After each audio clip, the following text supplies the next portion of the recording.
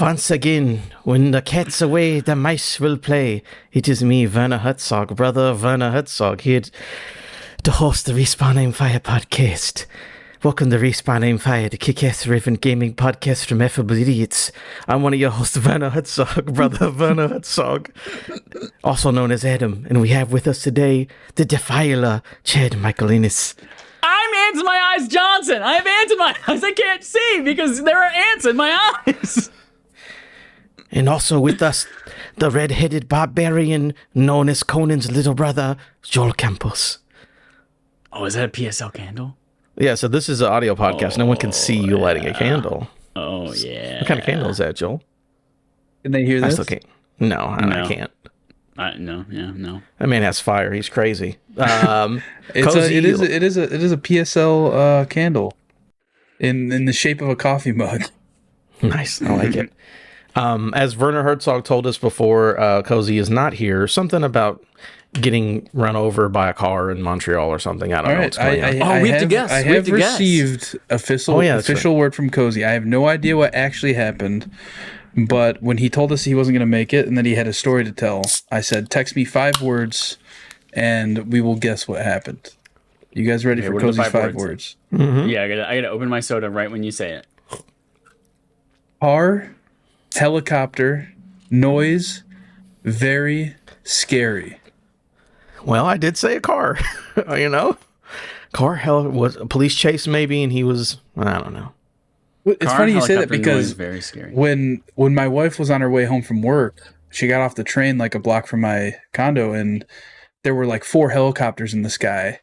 And she saw this car turn down like the cul-de-sac she was walking down, getting chased by a cop, and just turned into an alley. And apparently there was a whole police chase for like an hour in my neighborhood. Was that Cozy? And maybe it was Cozy. Maybe he was just trying to give me signs of what is happening. Maybe he was telling us, I'm going to run from the cops, and there's going to be a helicopter and probably loud noises in your neighborhood. I'm going to guess they were driving on a mountain road in ye olde Canada on some kind of vacation. They heard a loud noise, and everyone in the car said, I'm not going to stop this Subaru Outback from 2007 that we illegally took across the border. Instead, we're all going to continue driving at however many kilometers an hour is fast for a mountain road, and we're all going to turn our head towards the helicopter and look at whatever the sound was that came from that helicopter. And while doing that, they ran off the road down the mountain. And when they hit the tree, it made another loud sound, and they all screamed, and they were very scared. But they are alive, but Subaru Outback is no more. I have an alternate theory now, kind of related to that. Again, same thing. They were on some sort of vacation over the weekend. They went, Cozy and his dad, they went and rode their bikes in the middle of nowhere in the mountains, right? But since it's Canada, there's always snow in Canada. Always snow. That's right. So a helicopter came zooming by, like not even caring about the world around it, and just made so much noise that an avalanche happened, and it blocked the only road to where Cozy and Papa Cozy were riding their bikes. And so they're just stuck there indefinitely. Still there. Still on their bikes. Never got off. They haven't left their bikes. It's going to be pretty underwhelming, but he's going to be very excited to tell us about it. You can catch us live on twitch.tv/RespawnAimFire Monday evenings at 8:30 Eastern Time. Yes, we changed the name of the Twitch, so everything is now Respawn Aim Fire, wherever you look for us. YouTube and podcast services, Wednesdays at 9 a.m. Eastern Time. If you enjoyed that 5-minute diatribe about Werner Herzog and where Cozy is, make sure to follow us on YouTube, like, subscribe, podcast, all that nonsense. Housekeeping, our barf game, that's Backlog Accomplishment with Respawn and Friends game for the month of September, is in fact Power Wash Simulator. That won the vote. Ooh! We're power washing the grime off that old dirty shoe. And also, After Dark, whatever episode, is available in early access on Patreon. Don't know the number, but there's one up there if you want to check it out. That's it for that. We're going to move on to our main quest. Our one thing that's happening in gaming, nothing else has happened, nothing else matters, People like that Silksong video game. It's from Wesley Inpool at IGN.com. Hollow Knight Silksong is already a huge hit on Steam, despite causing Valve's storefront to crash, posting massive concurrent player numbers. Silksong hit an all-time peak of 587,150 players over the weekend, second highest in any game is achieved on that platform. Silksong's true player count will be much bigger because Sony, Nintendo, or Microsoft don't make player numbers public, but Silksong crashed all of those storefronts as well. So the assumption is a lot of people are enjoying and playing this video game. I guess unless someone has a weird opinion about this game, I mean, do we have opinions about the game before talking about us playing the game? Are we shocked that people were excited for this video game that took 7 years to come out? I don't know. I'll be honest, I am a little shocked because Hollow Knight 1, like it's a fantastic game. I love that game so much, but it's a specific type of person who is into that game. Like, it is Dark Souls style difficulty on some of these bosses. It is Metroidvania, which is not everyone's jam. And it is really obtuse storytelling through, I mean, less obtuse than Dark Souls type storytelling, but like easy to miss, that kind of stuff. So the fact that there are this many people that are this passionate about it at launch, and I've been listening to a ton of people from Easy Allies and from Kind of Funny and all these people who were like, oh yeah, Hollow Knight 1 was not my jam, or I never played Hollow Knight 1 or whatever, but they are so excited for Hollow Knight 2. And it's like, what? That's surprising to me that everyone's in on this one just because, I guess, of the notoriety of it took forever to finally get a release date for it. I don't know. So I am a little surprised. Yeah, I'm surprised that I knew it was going to be a big deal. Obviously, it's the meme of it all, but for it to be, that big for seemingly more people than the first one was, again, correct? Listen, I know because a lot of hot takes are like, whoa, people are like, this is bad for the industry because people think that, the publishers are going to think 5 people can make a video game, it'll be this good, whatever it is. I don't care about, if a publishing CEO takes the wrong lesson from this or not. It is cool that that small team took their time, didn't burn themselves out. Like, we're just going to make fucking Silksong the way we want to make it. And it came out and they're like, okay, I guess our bet was worth it because I'm sure they made some money. I'm sure that they are not living in the poorhouse. So shout out to them. Anything else before we move on to playtime? Talking about playtime? I'll talk about playtime for a second. Oh, go for it, bud. I started playing Hollow Knight 1 2 months late. Ooh. Just because I saw everybody posting about Silksong, and I was like, maybe I should actually try and play Hollow Knight. I've only played an hour, but I mean, I get it. I understand what kind of game it is. It reminds me of Celeste, where it's just really hard at times.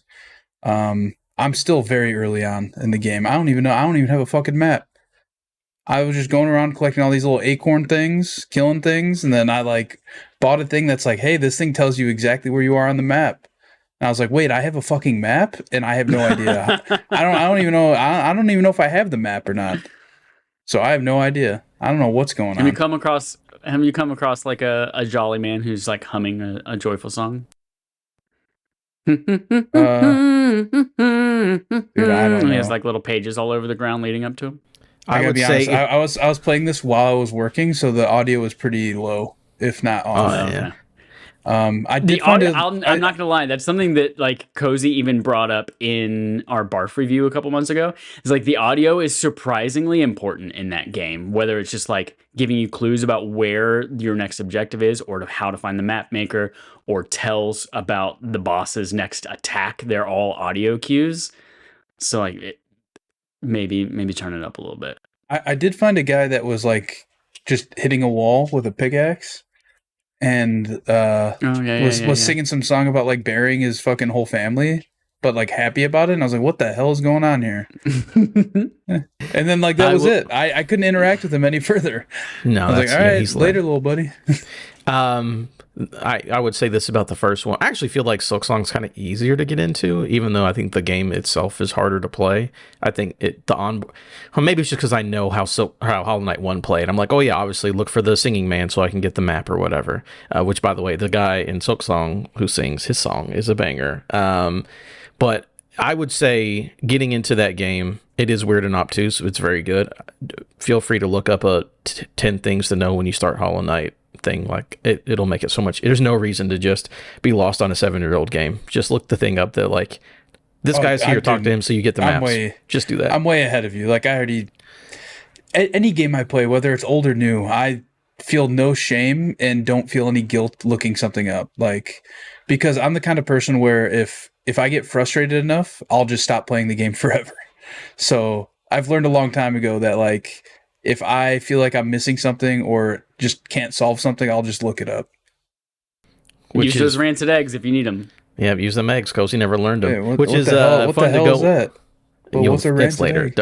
Don't worry about it. It's later. It's you not won't. You right won't learn about it in the game at all, but you'll get plenty of eggs.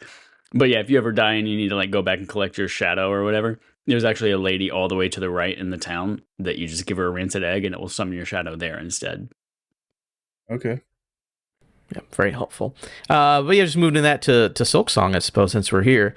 This has been fun to play because everyone got access at the same time. So there are no fun guides for anyone to figure out what to do. People are rushing online, obviously, to get wikis and stuff out. But this one, like on day one, you're just like, let's figure it out. I think I played about 3 hours-ish. I think, Chad, you said you played an hour or two. Chad, what are your initial thoughts on the Silkest Song? That song is so silky. I guess I've probably played like probably 2 to maybe 3 hours. I fucking love it so far. It's a sequel to Hollow Knight. You do not have to have played Hollow Knight to play this game. Like if you're wanting to just jump right in on this one. So far, the story, I'm sure there will be some links to it, but like we don't even know, does this take place before Hollow Knight? Does this take place after Hollow Knight? How far before or after? We don't know any of that shit, and this is a completely different bug kingdom and all that kind of shit. So you don't have to play 1, and in fact, even the systems and ways that 2 works are different than Hollow Knight 1. So if you're one of those people that's like, I don't know if I want to go back and play all 40 hours of that to understand, you don't have to.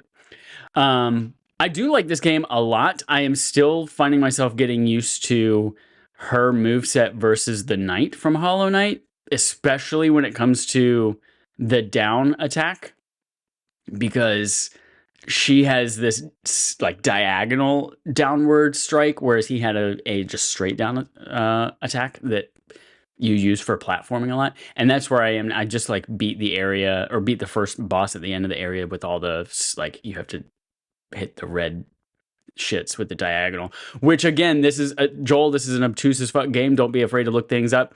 One, I didn't even know you could do that. I got to that area with those little red things and I was like, oh, all right, I guess I'll come back whenever I have whatever tool or upgrade allows me to interact with those things. And then I just kept going, playing, and then I had just like, I don't know where to go now. And I came back and I was watching a Video Game Donkey video about the game, and I saw him diagonally slashing. I was like, oh fuck, I didn't even know you could do that. And that opened a whole new part of the game. Is that the one I sent you this morning?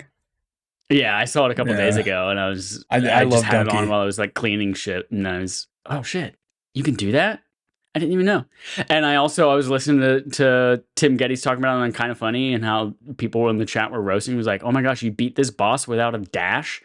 And I was like, I also just beat that boss, and I don't have the dash yet. Maybe I should go find the dash somewhere. So yeah, there are places like you can get lost, you can like miss important big things. I mean, obviously I wouldn't have been able to progress in the story. Anyway, this is all a lot of things to just say, yeah, this game's awesome, it's beautiful, it's fun, it controls differently, the systems are different. I'm still getting used to, instead of having the badge system from before where you have like, all right, you can hold 3 points worth of badges and this one's worth 1 or this one's worth 2 if you want to use that. It takes up, more slots.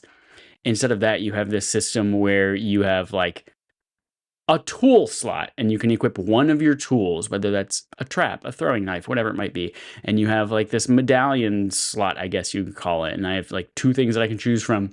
And the thing that does piss me off a little bit is that I paid money for the see yourself on the map thing, but it turns out that's a conflicting, like if I want to use that, I can't use something else that like I think it's the one that like automatically collects the rosary beads or something like that. And I'm like, well, I'm not gonna go fucking chase every rosary bead into the lava and spikes.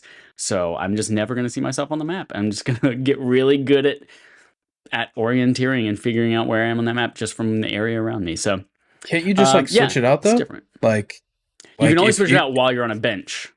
Oh, okay. Yeah. That's the part I missed. So that makes sense. Yeah.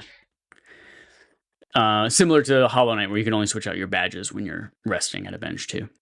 But yeah, I'm having a good old time. I think she's got a really fun, unique moveset. I honestly would love to see both Hornet and Hollow Knight in like, I don't know, a Switch to Super Smash Bros. Game. I think these are fucking like prime candidates for a Smash style game as well. They're just super fun. They brought Cuphead to Smash, didn't they? Technically, Did they? I don't know. Did they? Yeah, I think that it was like me skins or something. Oh, like a fighter's costume. Yeah, that's what it was. I think so. No, yeah. There was an announcement from Smash Bros. Gotcha. There's an announcement from the developers today. There's going to be a patch next week to make some of the first bosses, I think, a little bit easier because it is tough right off the bat in this game, especially if you don't have the dash like I didn't have for a couple of these bosses. So yeah, they're making the beginning of the game a little bit easier because it's a little tough right now. I mean, not too tough for me because I'm a badass, but yeah, I'm having a great time with this game. Can't wait to explore more. Dope. What are your thoughts on it? Yeah, I like it as well. I prefer Hornet's kit to the Knight, whatever the little fuck's real name is. I don't care. Just more. I like the more Jordan. acrobatic. His name is Jordan. Old J-Dog. I like agility and moving around more than, kind of being set in stone. Whatever. I just like agile characters. So she's been a ton of fun. Again, it's fun going into this game knowing the lessons from one, being like. I immediately, when I was in that first area, it's like, all right, where's the fucker who's singing? So I can get this map, get it out the way. And I found him, and it was cool. So that's fun to have, like, lessons learned that I can carry forward to this with a character that I like controlling more. So it is very good. It's gorgeous. Oh, man. Art's good. It's fun when you go back and look at the first one, and you're like, oh, these are just the same art style, but somebody put it in 4K instead of 1080p upscale this time. And it looks good in 4K. So you're playing on your Wii U, right? The Kickstarter bonus? Mm-hmm. Yep. I bet that's worth absolutely nothing extra. But yeah, no, I like it a lot. Music, animation, all of it. It's a wonderful game. Contender for Game of the Year, I would assume, based on the numbers. We'll see, though. Good stuff. Anything else, Chad or Joel, gaming wise? I started playing Legend of Dragoon again. Whoa! I don't know if either of you have ever played that. I think I've played like 5 minutes of it on the PS1. Was that Panzer Dragoon Orta? I've played that game. No, that was an Xbox launch title. This is Legend of Dragoon. I don't know what year it came out. Let me look it up. Probably like 97. Oh, this is not what I was thinking of. I was thinking of Legacy of Kain. Oh, okay. So Blood Omen. So it's an RPG that came out on the PS1. 1999 in Japan and 2000 in North America. But yeah, this is a game that I fell in love with as a kid, but I was like one of those dumb kids who I know I didn't ever beat the game, but like this is just like, I don't know. It's the same kind of shit as like Final Fantasy, pretty much. That same era of RPG where it looks like it would be a Final Fantasy game if you weren't paying attention too closely. But yeah, that's what I was playing right before hopping on here. I'm like 6.5 hours into the game. And yeah, I just love it. I love the concept. You get these Dragoon stones and you can transform into Dragoon form. It's pretty cool. Pretty cool. Can you explain to me, what is a Dragoon? My touchstone for Dragoon is it was something that I thought was made up for Final Fantasy IV, and it's a knight who has a spear that jumps up into the air and stabs downwards. But it sounds like you're transforming into a Dragoon. Is that a different type of Dragoon? Yeah, so in this game, a Dragoon, let me find at some Holy point, shit, Dragoons are real. Dragoons were originally a class of mounted infantry. They were dudes who fought on horses and then got off the horses to fight on foot. They're cavalry dudes who get off the horses. That's crazy. This is a bad. That just sounds like the horse was your method of transportation to the fight. Yeah, well, I think you fight on the You're horse, and just then a when the horse soldier. gets shot, then you jump off the horse and keep fighting. So in Legend of Dragoon, if I'm a construction worker, I'm not a different type of construction worker if I took the train to get to the construction site than a car. Like they're still you would have construction a workers. different certification if you used different heavy machinery, though. Like not everyone's forklift certified, as we know. So there is a difference. That's true. all right. So if you look at the screen here, right, this is when you first get your Dragoon power, and when you turn Dragoon, it's basically like going Super Saiyan, but like you get these cool wings that come out of you, and you can do like, more powerful moves. And the more you level up your Dragoon form, like the more moves you can do before it wears out, essentially. And then you basically, as you attack enemies, it fills a meter that allows you to go into Dragoon form. So it's kind of like what's that mechanic in Final Fantasy called, where you can like Ifrit and stuff, like you can the summons. Summoning. Yeah, it's like this game's version of summoning, more or less, but instead you are transforming yourself into this Dragoon form. And yeah, it's the that game's reminds awesome. me of Breath of Fire, which is another this era RPG when you would get the ability to transform into a dragon, and you just be a normal dude, and you transform into like a dragon version of yourself in the middle of the fight. Yeah. I wonder if there's a name for this genre, because everyone's It's like so isekai. specific. No. Okay, so like an isekai is like, oh, I'm real people, and they get pulled into another world. Like, I get pulled Like into the video Jumanji? game world. Yeah, Jumanji or whatever. Jumanji. Or What is that Jumanji. called? Isekai? Isekai, I believe, is what the Japanese version of that is called. What is it called whenever like you're a normal dude and then You looked up Jinsekai. no isekai? I don't know how to spell it. What is the genre? Chad, this is for what's coming up. The stream's Okay. not seeing this. Yeah. But what is the name of the genre where you're just like a normal dude, but then you like turn into something else, and like Digimon's the same thing, and then like Dragoon is whenever I'm a normal dude and then my superpower is I turn into another form of a thing and I have to level that thing up. What Charles is that? Darwin's theory of evolution. Persona's the same thing. I'm a guy, but then now my persona's out and I can make my persona strong. Same shit. Natural selection makes you a dragon man. Yeah, absolutely. Yeah, but anyway, yeah, so Legend of Dragoon, I'm like so into it again right now, to where like I was looking up 3D prints and stuff. I was like, oh, I wonder if like somebody's made like a little amiibo of Dart, or Dart's the main character's name. Yeah, nobody's done it. Even though like this game does have like a cult following, but since like this was like the only game in the series and it came out in 1999, like there's been nothing since. And this is a game where people like, if you watch like a state of play, to where like if it's a state of play where nobody knows anything that's coming out, you'll see like one or two comments like Legend of Dragoon remake, like people actually want this game to come back in some way. But yeah, I was I've heard looking about up 3D Kyle prints. Stevenson asking for that HD 2D a lot. Yeah, it'd be pretty sick.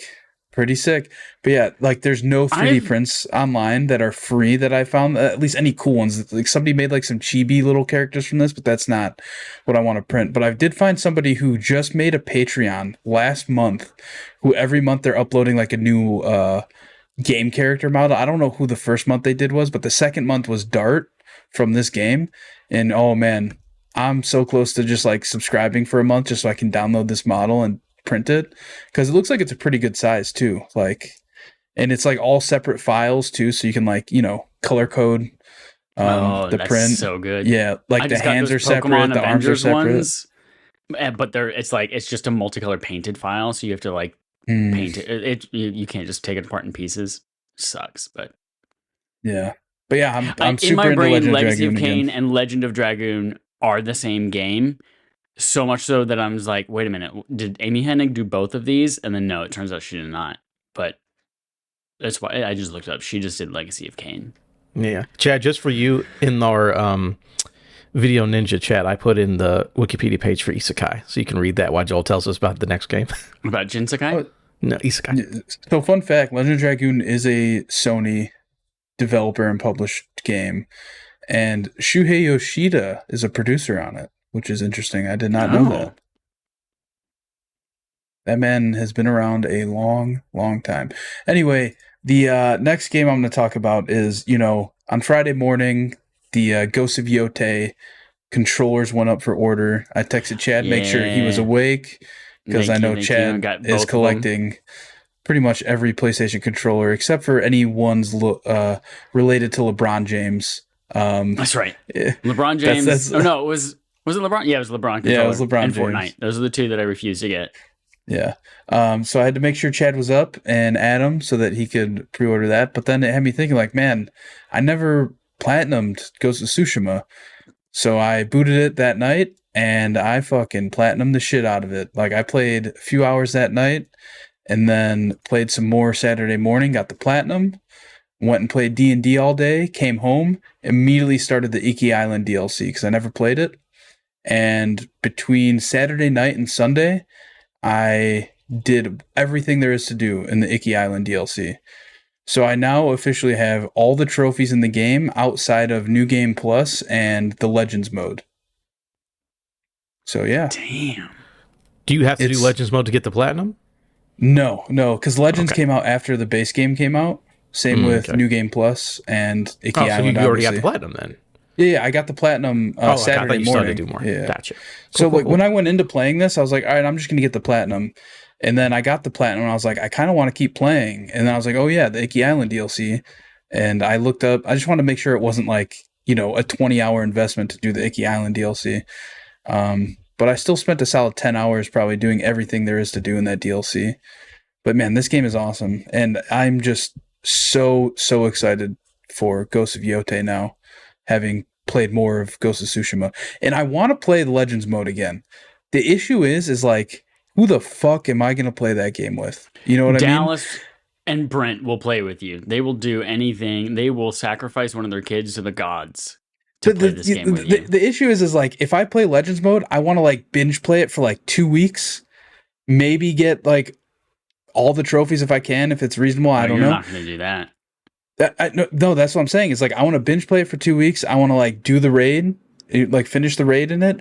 But the issue is like, you've played games with Dallas before. You know that man's schedule is like, all right, I got 2 hours right now. And then if not, I'll see you in a month, maybe. Like You know what I mean? So it's like, it's hard for me to find somebody who wants to play Legends mode and also has the time. You know what I mean? Like, it's tough. It's like such a niche thing to want to play and to get somebody to play. Maybe I'll convince Kenny to play. I played with him before. He'll play just about anything. Yeah, make that his fucking punishment for cheating at Star Wars Unlimited and beating us all. Yeah. Speaking of Star Wars Unlimited, Chad, why don't you tell me about Destiny 2 Renegades and what was announced today? Oh, yeah. There was that announcement today. I guess I watched all the Renegades part of it. Yeah, a new expansion coming December 2nd, I think it is. It is a crossover Star Wars Destiny. It is a Destiny 2 story with Star Wars elements. And those elements are like, you're saving Drifter, who's frozen right now, very much looking like Frozen in Carbonite. There are Carbonite. They're not called lightsabers, but they're lightsabers, and they're going to be highly customizable. There's Han Solo's blaster. There's Cabal that look like stormtroopers. There are freaking AT-ATs that you can pilot yourself as well. And they're, of course, Destiny own type of these types of things. And the storylines that you're going to be playing through sound like they're going to be very much like Star Wars inspired. And the places that you're going, like there's a part of Europa that is very much like Hoth, and there's a part of, I don't remember what planet it was, but it looks like Dagobah. And so yeah, there's a lot of this is officially licensed with Lucasfilm Games, so like it is actual Star Wars stuff. But yeah, some crossover stuff that looks really exciting and really cool. There's a whole X-Wing exotic ship that you can, I think if you got like the yearly bundle, like that's part, it sounds like from what they said, it's part of it, and you just get it today if you log in. But yeah, I'm pumped. This thing looks sick, and it's gonna have its own like short campaign with it as well, and a whole bunch of modes that seem like they're gonna have their own like system of upgrades and stuff like that on top of your regular abilities to be able to call in a Cabal strike or call in an AT-AT or call in, I don't know, all sorts of different types of upgrades. And there's a whole special Star Wars dungeon in it too that's gonna be coming as part of it that I'm just fucking pumped. This got me juiced for Destiny again in a way that I haven't been for a little bit. For like a month since we did the raid. I mean, I wasn't even like super into the Edge of Fate DLC. Like that campaign didn't really scratch the itch for me, and the raid was fun, but it's like I still wasn't. We need to play this right now. Like we haven't played any since. Hey, dude, I'm surprised we got our raid bags already.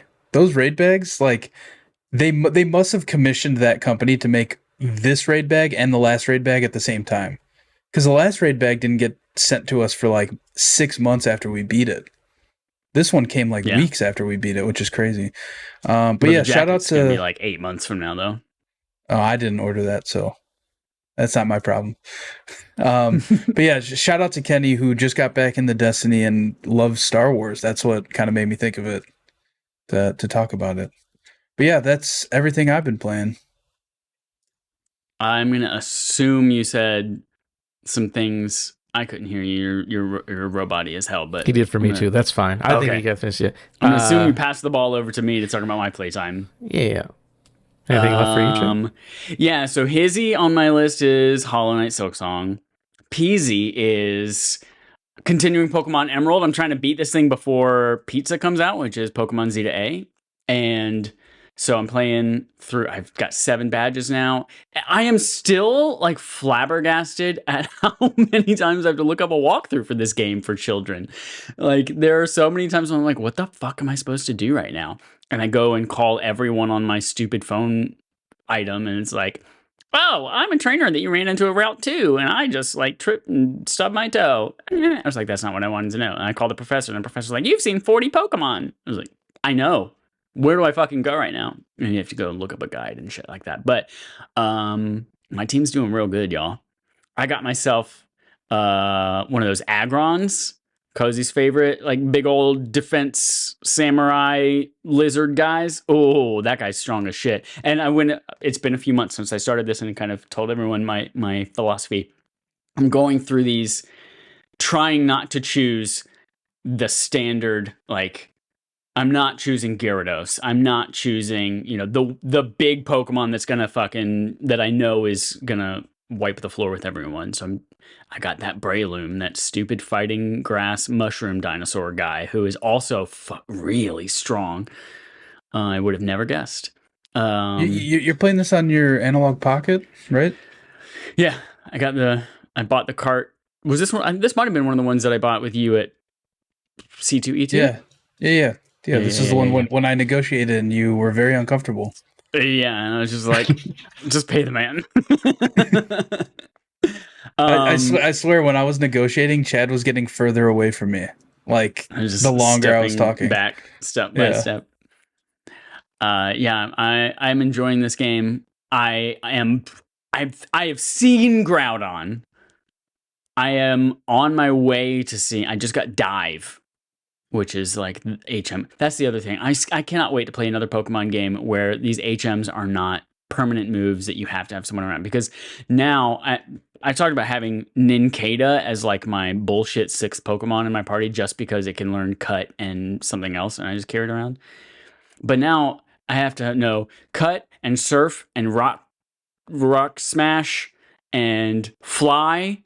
And fucking none of the Pokemon who have wings that I carry with me can fly. I have to have this stupid fucking Pelipper in my party that I have to switch out my Nincada with to fly somewhere and then switch him out with somebody else. And now I have to have fucking Dive, which is like Surf is at least a strong water HM that takes up a permanent slot. But now my Azumarill has to have Surf and Dive on it, which is stupid.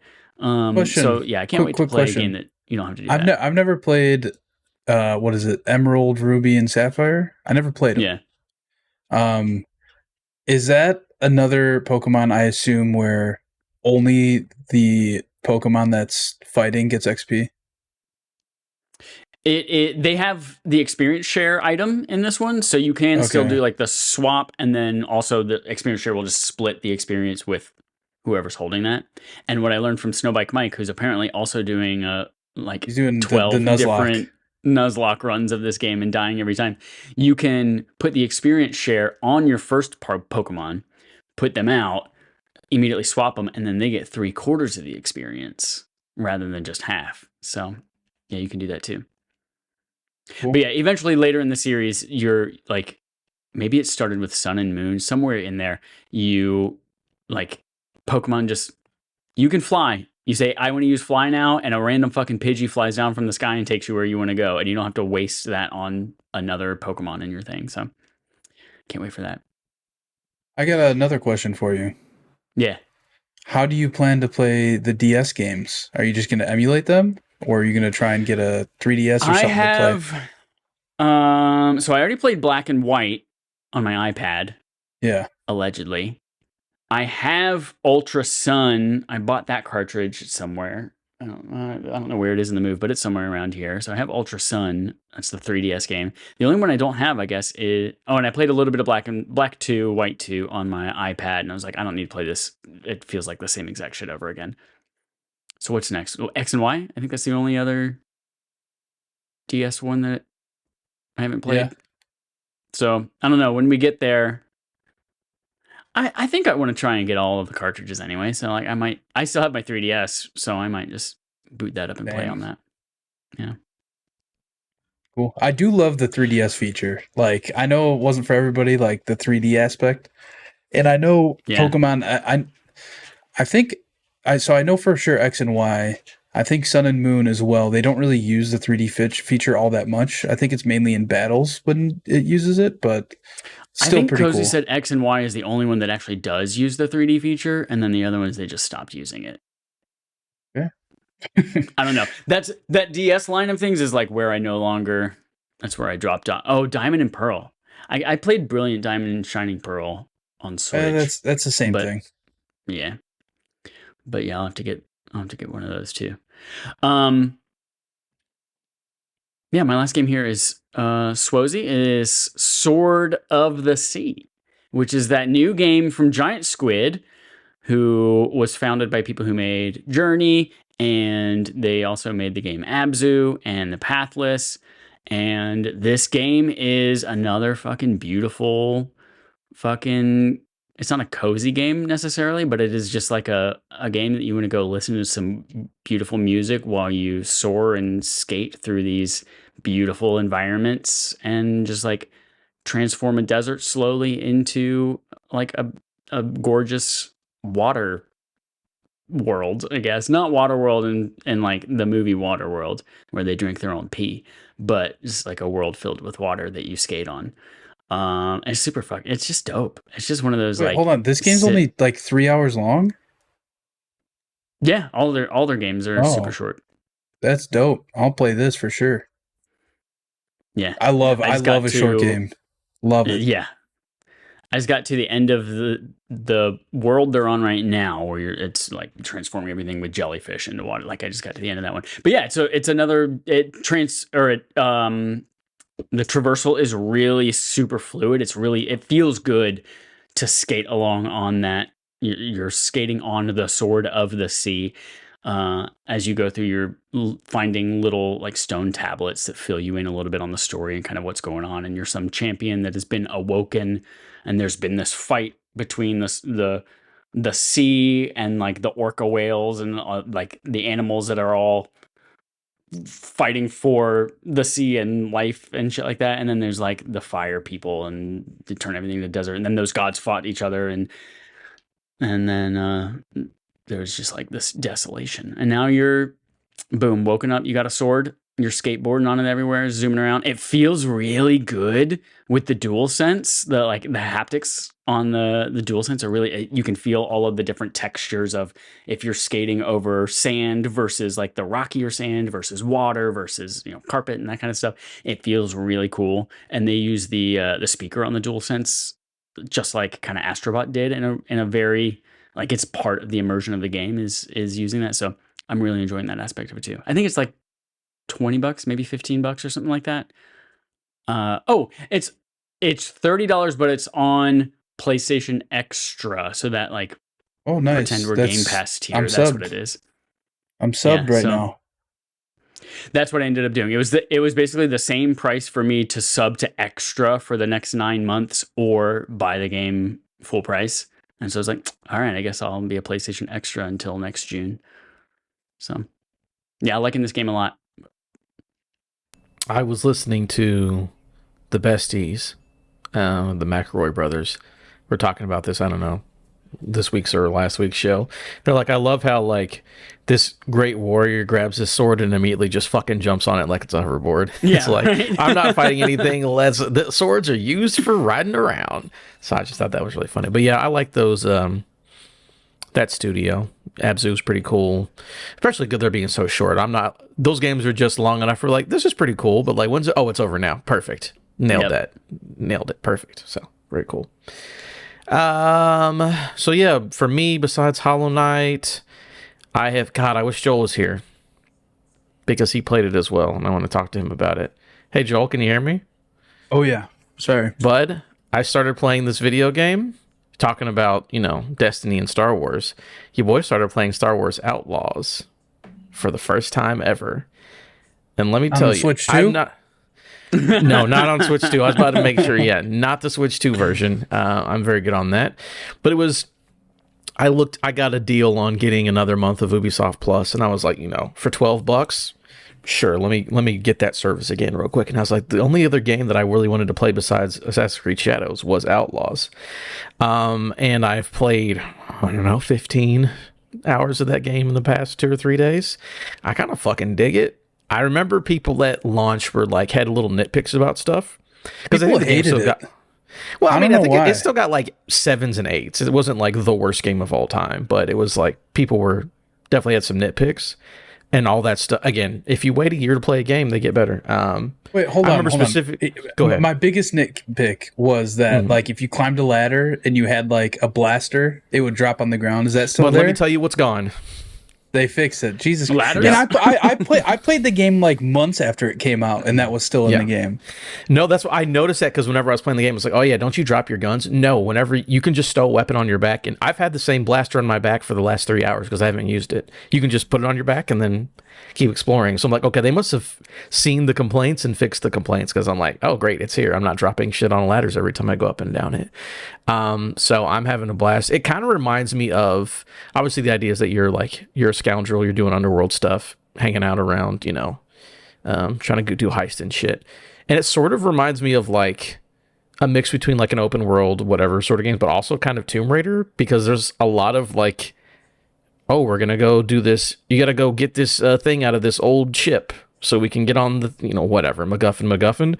And it's like, oh, let me like do platforming and have a grappling hook and wall climb in this old derelict ship. And it's like, is this game Tomb Raider / GTA? Like, what is going on here? But I actually really fucking like it. And it's Star Wars. The story is very Mass Effect 2, where it's like you're assembling a team to go in this game, it's, essentially to pull off a huge heist, more or less.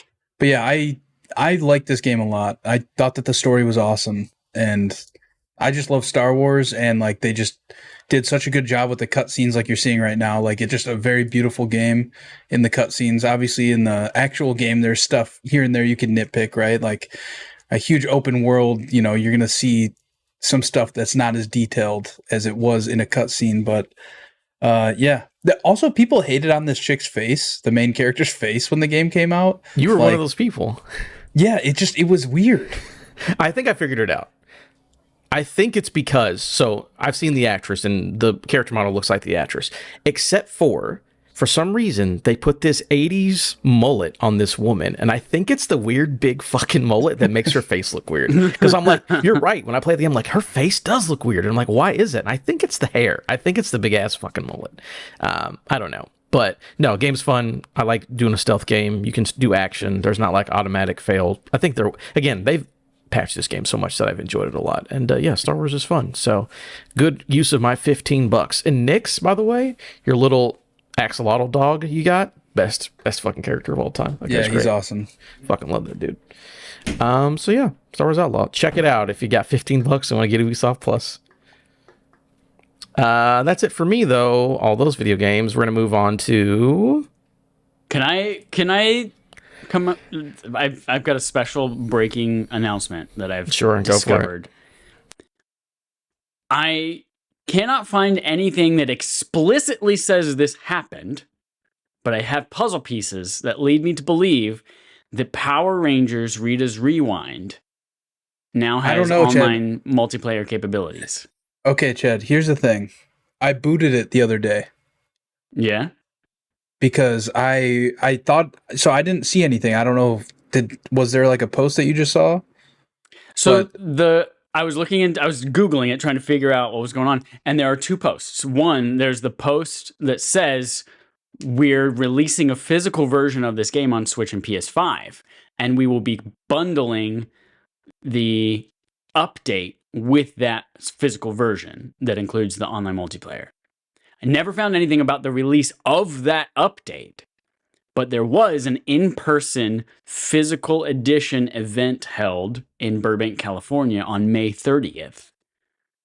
And I'm assuming that means the physical version is available there and out, and therefore the digital version should also be out with the updated patch, since that's what I'm assuming. So the other day I had I think it was some day last week, I was like, okay, like, because I was looking through my games, right? I was trying to find something to play. I was like, oh yeah, this fucking Power Rangers game that we bought and downloaded. I think we pre-ordered it like the night before it came out and downloaded, knowing it didn't have multiplayer yet. But we're like, all right, we're committing to it. And I booted the game to try and figure it out. And it, like, you can load an online session, but it doesn't tell you how many people you can invite. And that was the issue, is they announced that online co-op was coming, and I think that came a while ago, but it was only 2-player co-op at the time, and not the 5-player co-op you could do locally. 2-player on PS5, and you couldn't play online on Xbox or Switch at all. And then shortly after launch, they added Xbox and Switch 2-player online. And then now it should allegedly be 6 players online. Not crossplay still, though, but you want to know the wrench in all of this? The fucking physical edition is available from Atari.com. And we know Atari is just a big old fucking scam company now, creating fake hardware that's garbage. And dude, and they make hats with speakers in the brim, which is fucking insane. Who's buying them? Why do they keep coming out with limited edition hats with speakers in the brim? I ain't gonna lie, I'd love one of those. Interesting. And you know what's dumb, Chad, is you're not gonna find a solid answer online, and it's gonna get to the point where you and Matt are going to have to boot the game up and try and join each other and see if it works. That's what we're going to have to do tomorrow on Games of Wednesday. Yeah. We'll decide if it works. If it does, we're buying that game for Dallas and making him play it with us. Because no man left behind 100%. On Gears of Wednesday, on Tuesday or Thursday or Wednesday. Okay, sorry. That's all. That's my breaking news. Mm-hmm. All right, Chad, there you go. I highlighted it for you. Say it. Oh, sorry, I'm looking at something else. Segment from Adam. He. Interesting. So what I've decided to do this week, I don't know if you guys have been keeping. By the way, they changed it back to HBO Max. Fucking who would have thought that was a cool name in the first place? Fun for the whole family. Jesus Christ in heaven. And I'm watching a little Peacemaker season 2. Let me tell you. Yeah. The James Gunn guy, he's pretty good. I like him a lot. But watching that show, I was like, you know what this reminds me of? Peacemaker Season 2 reminds me of our Game on Game show. Nope, I don't know what I'm doing. 6 Degrees of Kevin Bacon's being John Malkovich. Peacemaker Season 2 edition. Ooh, we're here to do this. Joel, you have to play because there's only 2 people. So this game works it is what it is. It'll be easy. 6 Degrees of Kevin Bacon being John Malkovich. I talk about people who are in Peacemaker Season 2, relate them to other people who are related to other people who are related to other people who are in video games. You have to give me their video game credit. If you need a clue, the first clue, you get year in the system that it's on.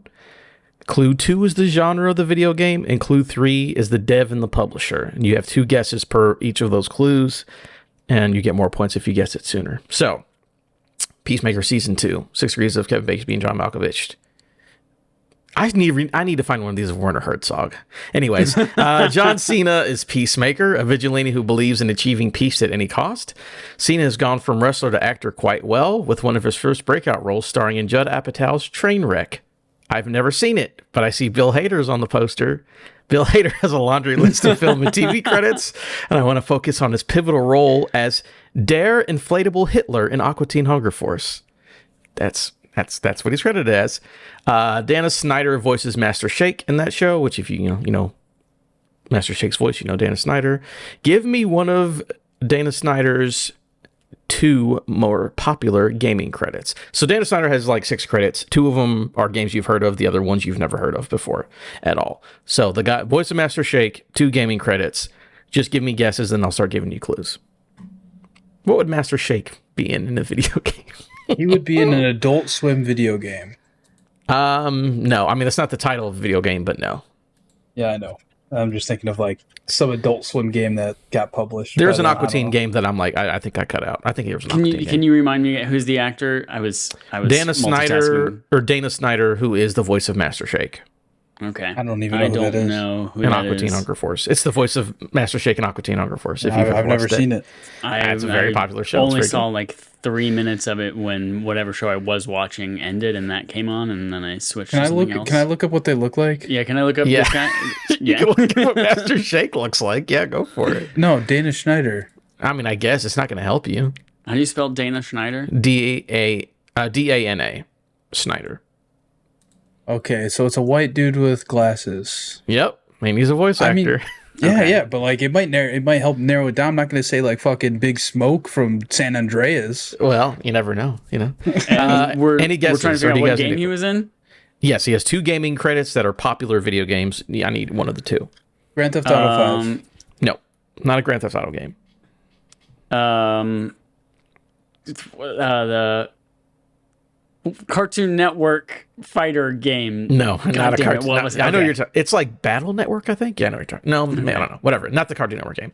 I'll give you your first clue. So this hold on. If you want to do another guess, that's fine. Chad. Adventure Time. No. The game. Okay. So there are 2 games. I will give you the same clue for both games. So one's for one of them. So the year and the system of the first video game.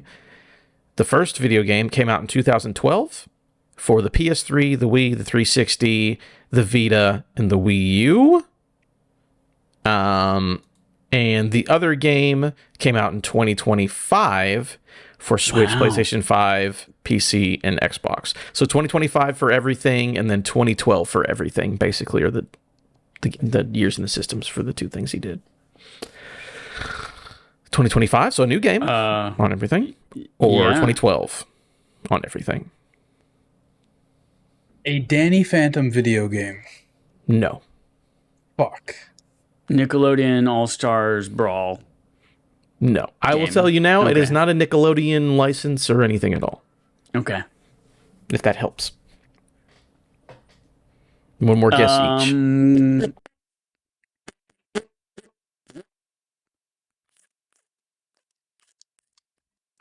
Or do you just need another clue? Blueprints. Came out this year, and it was it's a popular game. Well, I think you would have heard of it. I'm not saying necessarily it's the most popular game in the world, but I think you would have heard of it. Maybe, maybe not. I don't know. I got nothing. Okay, I'll give you clue number 2. Clue number 2 is the genre. So the game from 2012 is a platforming game. The game from 2025 is a sandbox dating sim.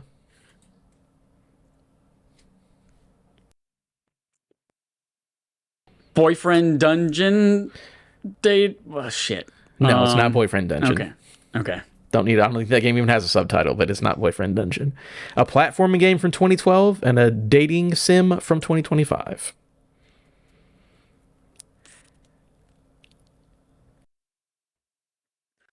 World of Goo. No, not World of Goo. Good guess. I mean, that was a Wii era game. So, Joel, any guesses for me at all? No, I got nothing. Okay, no problem. The 2012 game, which is a platformer, was developed by Junction Point Studios and Blitz Game Studios. I don't know which one might be something different. Junction Point and Blitz Games is what I have here. Publisher, Disney Interactive. The second game from 2025 was developed by Sassy Chap Games and published by Team 17. So a 2012 platformer made by Blitz Game Studios, published by Disney. 2025 is Sassy Chap Games, published by Team 17. That is a sandbox dating sim. Date everything. Date everything is the correct answer, Chad. Good job. Yes, thank you. Give yourself 1 point for that. Yeah, that man is one of the 85 things you can fuck in that video game. I don't know who he plays, but I'm sure it's something sexy. All right, moving on to our next. Disney Epic Mickey 2. Excuse me. Oh. He was in Epic Mickey 2. Okay. Rebrushed. Yeah, hence the Disney Interactive publisher. Danielle Brooks plays Adebayo. Also, well, I'll get to it in a second. The daughter of former Argus director Amanda Waller and a member of 17th Street Kids. You saw her wife's vagina in season 1 if you watched that show. She also stars, Danielle Brooks, not her wife. Danielle Brooks stars in 89 episodes of Orange is the New Black, a show headed up by Taylor Schilling, an actor I don't recognize, and a show I never watched. I don't know how much sex is in Orange is the New Black, but Taylor Schilling is also in that Pam and Tommy show, which is on Hulu, and I think it's about a sex tape. This is me just rambling. I have no idea what that show's about, but I know it's about, Pamela Anderson and Tommy, whatever his name is.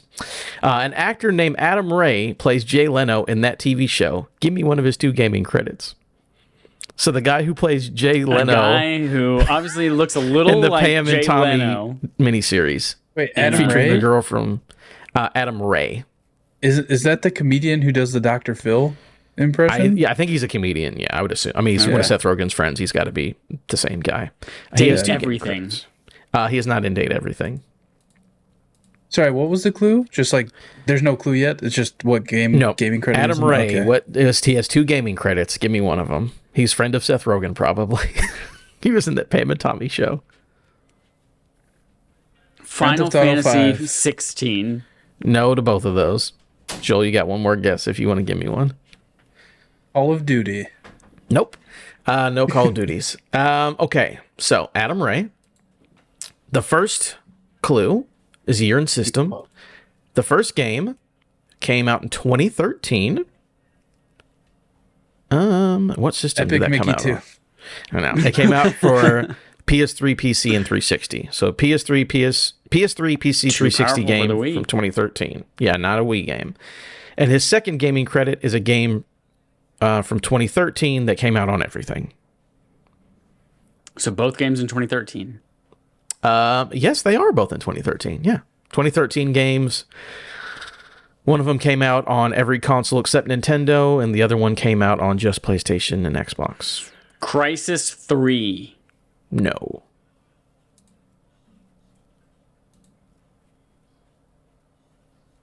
Army Fear 2. No. Army of 2. No. One more guess. By the way, so again, the first game's only on Xbox, PlayStation 3, Xbox 360, PlayStation 3, and PC. The second game, if this helps at all, PlayStation 3, PC, 360, PlayStation 4, Xbox One, Stadia. It's also God, Stadia was that long ago? I don't know, bud. I don't know. Just telling you. It probably came to Stadia like later because they because they did like partnerships with certain developers. I remember to bring like older games to it. I don't know.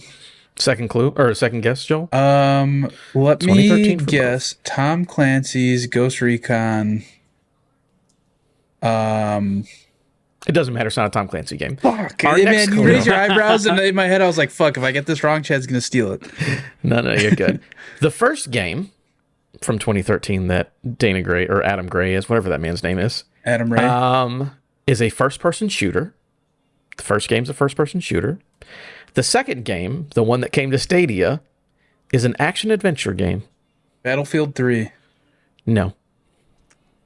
Not a Battlefield 4. game. Fuck. Not a Battlefield. Yeah, I'll give you another one. Not a Battlefield game. Okay. 2013 first-person shooter and 2013 action-adventure game. The second one came to Stadia. Halo Reach. Nope, because it came out on PlayStation, so that wouldn't make any sense. Oh, yeah. Portal 2. No.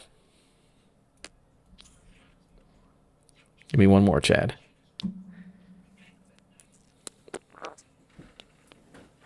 If you can think of one. Call of Juarez. No, that's a good guess, but not correct. All right, so our last clue. I'm going to give you the dev and the publisher. The first game 2013, first-person shooter, developed by Gearbox software, published by Sega. The second game, developed by Crystal Dynamics, published by Square Enix. Is he in Borderlands 2? No, not Borderlands 2. Borderlands 3. Nope. That's a lie. Borderlands 3 came out like a few years ago. All right, one more time. The first game, 2013 first-person shooter, developed by Gearbox, published by Sega. The second game, 2013 action-adventure game, developed by Crystal Dynamics, published by Square Enix. First-person shooter, Gearbox, but the Sega is what's throwing me off.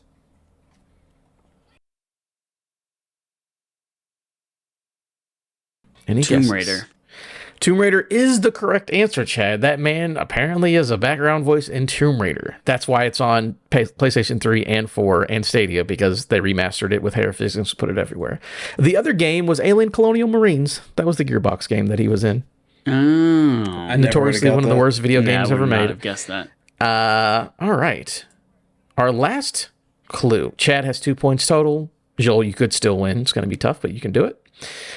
Tim Meadows is Langston Fleury, an Argus agent assigned to supervise Economos with monitoring Peacemaker. By the way, if you haven't watched this, Tim Meadows might be the funniest man in the fucking bird point. blindness is A massive duck fucking just gold. fucking idiot. Why would he do that to a person who has bird blindness? Is it funny? Absolutely. We shouldn't have done it. Okay. Anyways, Tim Meadows, look him up. He's very funny. You recognize him? Like, oh yeah, that. Oh, black guy, that's the guy from Even Stevens. Yeah, sure, absolutely. Yes. Tim Even Meadows Stevens movie. is one of the longest-running cast members of SNL, where he appeared for 10 seasons from 1991 to 2000. He's also in Wayne's World 2, featuring Dana Carvey. What is Dana Carvey's one gaming credit? Oh God. Dana Carvey from Wayne's World 2 has a gaming credit. What is it?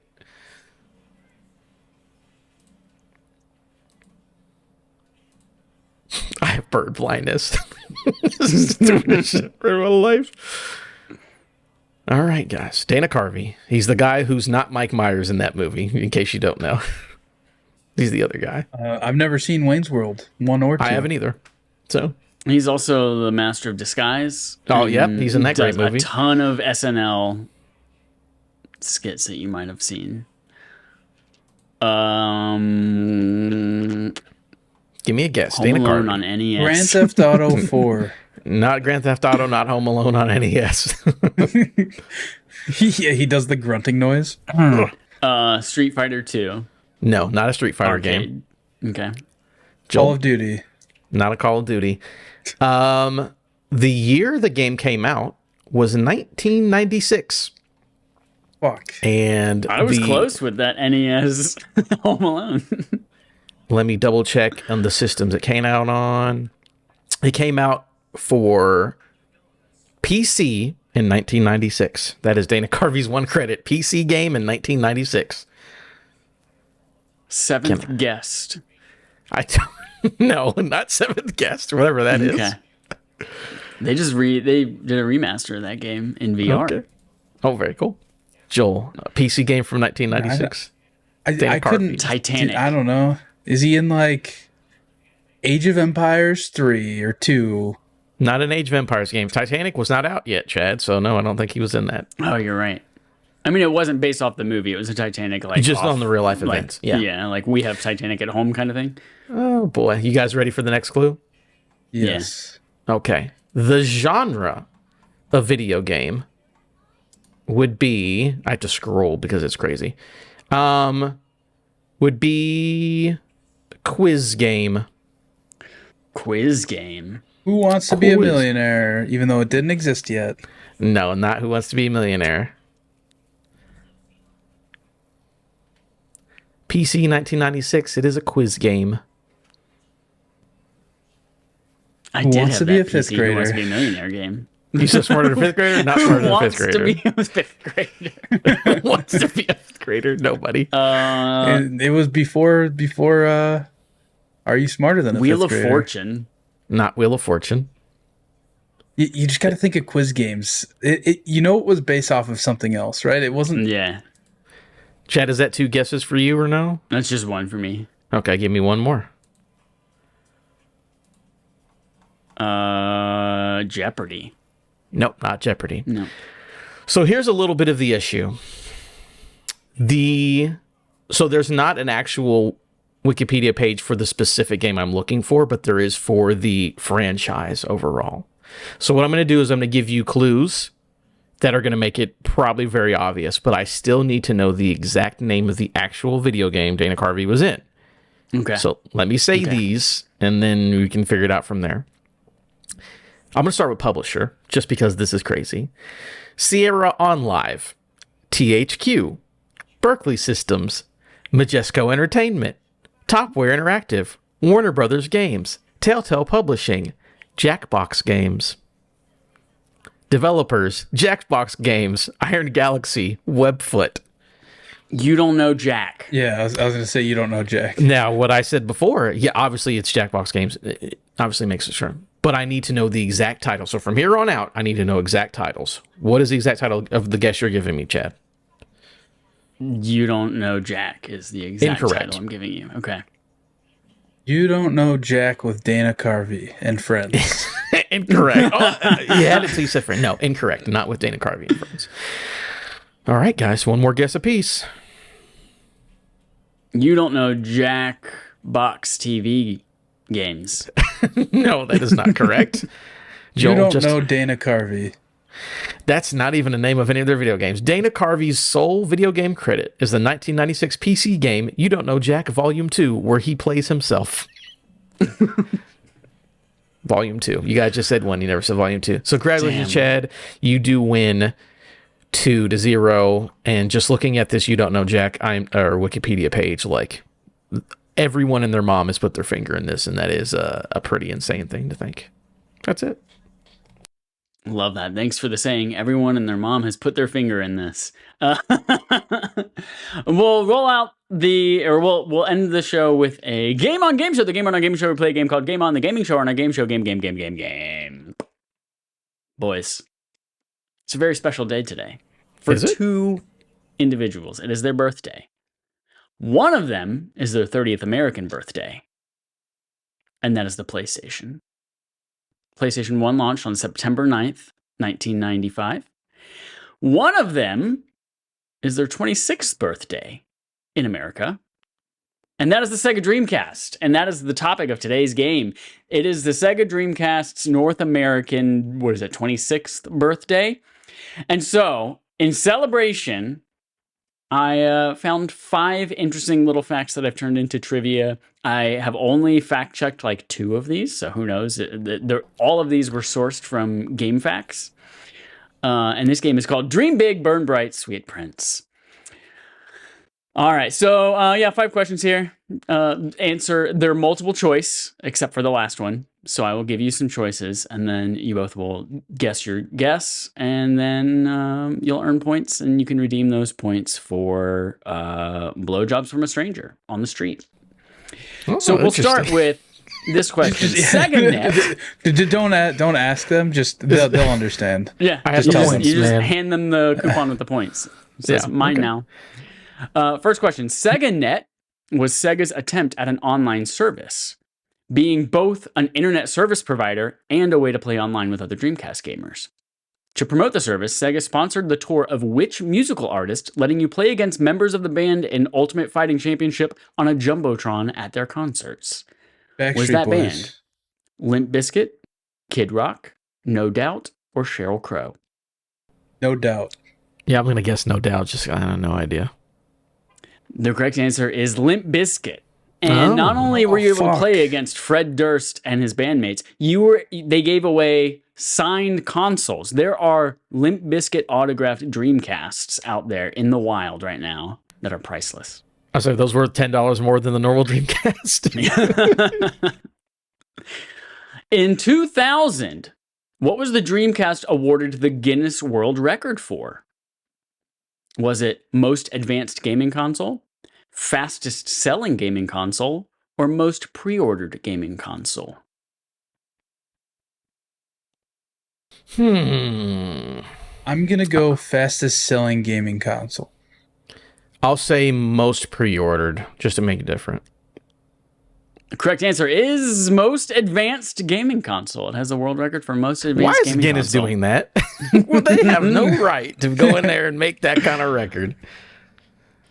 All right, third question. The Dreamcast Dream Eye was a camera peripheral that could be used as a webcam and take still photos. It also had one more marquee function that never got used by any game ever. What was that function? Was it motion sensing, thermal imaging, or infrared/night vision? Infrared/night vision. Motion sensing. Correct answer is motion sensing. Let's go. Yeah. Somebody had to get Okay. a point. There we go. Yeah, they released it. It apparently had similar capabilities to the PlayStation Eye and Kinect, but the console got canned before anyone Man, ever Wasn't released a game. wasn't there a Dreamcast game with a fish? Seaman? There was a fishing rod peripheral. No. There's a. You're hold talking on. about Seaman. Yeah, Seaman. Seaman is also a Dreamcast game. Yeah. Yeah, But you had a where microphone it- for that one where you talked Oh, to that's a Seaman. microphone. Yeah, not a- you're talking to the mic. I'm just thinking of the creepy face on the fish, so I just thought that was like Yeah. projecting somebody's face into the game. Number 4, Sega of America's president, Peter Moore, was stopped at a security checkpoint by a TSA agent who called him what? A bitch, an asshole, or a Twizzler? A Twizzler. Oh, I mean, Twizzler is good, but I'm going to say asshole just because it sounds more American. He's probably in Europe, though. That's why they say Twizzler. The correct answer is an asshole. Oh, there we go. Even the points. The exact quote is, "I don't need to see your passport. You're the asshole that gave away Shenmue to Xbox." How did the TSA guy know that? What is going on, man? What is going on? I don't think I would recognize 98% of gaming like head boss people. So how did the TSA me guy neither. know? That's crazy. Especially not in their like, I'm going through TSA clothes. Yeah, I'm just a Yeah, normal and person. and in the pre-internet era, Yeah, exactly. so Yeah. it's like you weren't watching video game conferences. like That TSA guy read that magazine over and over and memorized Peter Moore's face. Let me tell you.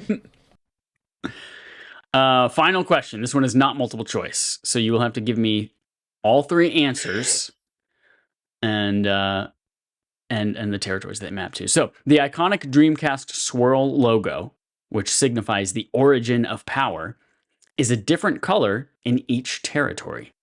Can you name all three colors? Well, you'll get 1 point if you can name all three colors. 1 point if you can also tell me which territory is which. Oh boy.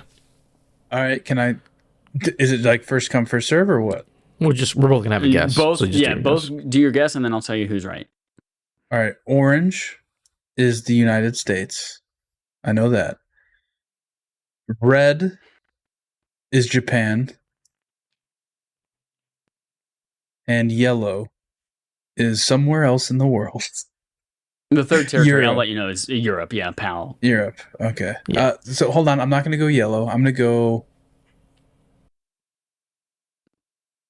to go white. Nope. I'm going purple. Purple is Europe. Purple. So you said, repeat them again. Orange is America. Red is Japan. And purple is Europe. I'm All right, gonna Adam, what's your go guess? orange US, red Europe, green Japan. The correct answer, which neither of you got either part of, orange in Japan, to signify apparently orange is like the power color or whatever it is. Orange in Japan, red in North America, because it was seen as a more powerful color in the US than it was in Japan, and blue in Europe Ooh, I never would have because got of blue. copyright reasons. Yeah, I never ever would have got blue. So Copyright they weren't able reasons. to do it. Yeah, they weren't able to do an orange or a red swirl because apparently that was already like trademarked. Because they've or already used copyrighted. it for the other ones. Fucking But weird. so they did blue in Europe. Yeah, Dreamcast logo is blue in Europe.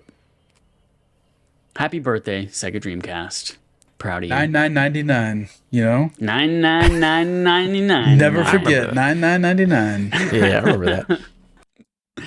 All right, that's it for Game On Game Show, and that is it for episode 406 of Respawn Aim Fire. Again, finally an independent gaming podcast. that is no longer brought to you by Affable Idiots. So you can catch us live on Sundays now on twitch.tv/respawnaimfire, and you can catch our overlords in jail because we put them in jail for being abusive. We thank you so much for being here. If you would like to participate with us in all the many ways, one of the best ones we'd love for you to do that is by playing Power Wash Simulator, which is the game that our patrons voted on this month for us to play for our backlog accomplishment with Respawn and Friends. That's BARF. You can go there to patreon.com/respawnaimfire and you can vote the next time we have a poll up, which will be the end of this month when we're going to be voting for October's game. If you would like to also take advantage of your benefits as a patron, you can now access our newest episode of After Dark, which is our weekly or monthly Patreon early access episode for a month, where we talk about nothing related to video games. And I will let you know, IKEA does come up again in this one, but it does not consume the entire conversation. So, and Adam is here for the whole thing. He did not actually leave for any of it. So go check that out. If you are not a patron and you would like to know what the hell all this IKEA stuff is about, well, you've already had access for a month to the original IKEA After Dark. And now you have official access to the follow-up, which is Cozy went on the IKEA date that he said was a non-negotiable for him in the first one. And so you need to hear the results of whatever that date was. And then the third one is TBD. You'll have to go listen to it. Not TBD. We already determined it. You have to pay to find out. That's it, everybody. Thank you so much for listening. Oh yeah, play Power Wash Simulator. Write in your thoughts. Papa John's. Thank you so much for listening, everyone. Until next time, here's our usual sign off. The sound of the power wash on the bricks.